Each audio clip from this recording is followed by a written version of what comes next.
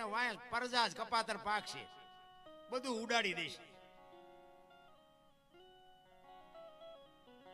હા, મને નાસજી દાદા અમારા ક્ષત્રિય હતા, તો મને અત્યારે ખબર પડે. વાહ વાહ વાહ. નાસજી દાદા ચૌહાણ ક્ષત્રિય હતા, દાણીધારીયાની જગ્યાના બાપુ એકવાર જોરદાર તાલીઓથી વધાવી લ્યો. વાહ બાપુ વાહ. અમારી સાતી ફાટે. અમારા ક્ષત્રિયમાં બાપુ જ્યારે આવા સંતો થાય ને, જોકે હું તો જો જાહેરમાં કહું છું, સંતો 18 વર્ણમાં થયા છે, પણ આપણા ક્ષત્રિયમાં જેટલા થયા છે ને એટલા બાપુ એકમાં નથી. તમારે ગણવા હોય તો ગણી જોજો. થયા છે એકો એક વર્ણમાં, કોઈ સમાજનો વિરોધ નથી કરતો, પણ ક્ષત્રિયમાં બાપુ કેટલા બધા થયા છે.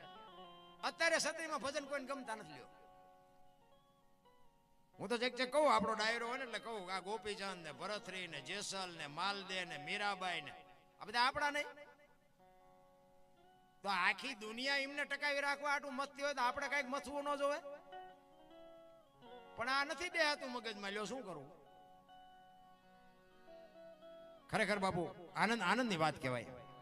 પણ મેં હમણાં કીધું એમ બાપુ છે ને આ બધું સમજવા માટે બાપુ સદગુરુની કૃપા હોય તો થાય. સદગુરુ મહારાજની જો બાપુ એવી, કારણ કે ગુરુને કંઈક દેવાની ઈચ્છા હોવી જોઈએ, ચેલાને કંઈક લેવાની ઈચ્છા હોવી જોઈએ. પછી ગુરુને કાંઈ દેવું ન હોય, ચેલાને કાંઈ જોતું ન હોય, દેવા તો કેટલાય ગળામાં ગાળિયા નાખીને રખડે છે, એનો કોઈ મતલબ નથી. પણ ગુરુ બનાવ્યા પછી બાપુ તન મન ધન ગુરુ મહારાજને હોંપ્યા પછી બાપુ છેક પહોંચાડવાની જવાબદારી સદગુરુ મહારાજની થાય. પણ તમારી વેદના હોવી જોઈએ, તમને ભૂખ લાગેલી હોવી જોઈએ. તમે કાંઈ માગો જ નહીં, વાણિયાની દુકાન હોય અહીંયા જઈને આપણે કહેવું જ પડે ને 2 કિલો ખાંડ આપી. એને યાદ 18 વસ્તુ હોય, અહીંયા તમે હાં સુધી ઉભા રહો તો વાણીઓ થોડો જોખી દે. કઈ કહેવું તો પડે ને મારે આ લેવું છે.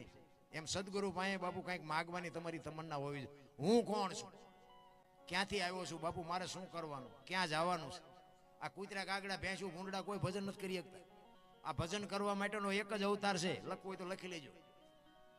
તો આમાં પૈસા ભેગા કરવા જ પડ્યા બધા. તમે જો 84 લાખીઓની છે ને, એમાં કોઈને પૈસા માયા કોઈને કાંઈ જોતું નથી. લ્યો, પૈસા ભેગા કરવાના, જો ભૂખ ઉકળી હોય માણાને એક ને, અને કોઈ જીવ ભૂખ્યો રહેતો હોય તો મને કયો